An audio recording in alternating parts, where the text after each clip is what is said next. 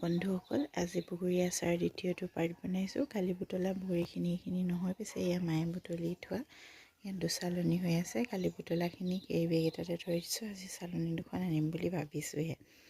এতিয়া চাওক, এইখিনি বগৰী আচাৰ কৰিবৰ কাৰণে বেষ্ট হৈ আছে।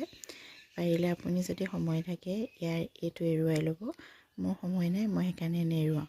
আৰু এইটো ভাঙি দিলে এনেকুৱা হৈ যাব। ইয়াতকৈ বেছি শুকালে বগৰী আচাৰটো খাবলৈ অকণ বেয়া, গলিবলৈ অলপ দিন বেছি লাগিব। এমাহৰ পিছতহে খাবলৈ আপুনি ভাল পাব, কিন্তু উপায় নাই, আজি শুকাবই। আজিহে মই গুড় আনিম, জলকীয়া আনিম আৰু পাঁচফোৰণ আনিম। লাল মিৰ্চটো দিব নালাগে, দিলে বেয়া বুলি কয়, কিন্তু কালাৰৰ কাৰণে অকণমান ইউজ কৰিব পাৰে। বাকী জ্বলা গুড়া দিব পাৰে। আৰু তেল দিয়াৰ ক্ষেত্ৰত মিঠাতেলটো সদায় ব্ৰেণ্ডেড দিব দেই। অলপ ইঞ্জিন, ধাৰা, ফৰচুন এনেকুৱা টাইপৰখিনি দিব পাৰে। কিছুমান তেল আছে যিখিনি নিদিয়াই ভাল, সেইখিনি দিলে অলপ কেহবাকে গুণ এটা আহি যাব পাৰে। আৰু এই সময়তে বগৰী আচাৰটো কৰিবলৈ, গুড় বগৰীটো কৰিবলৈ ভাল। জ্বলাটো অলপ কেঁচাপতীয়া হৈ থাকিলেও ভাল, এইটো ভাঙি দিব লাগিব।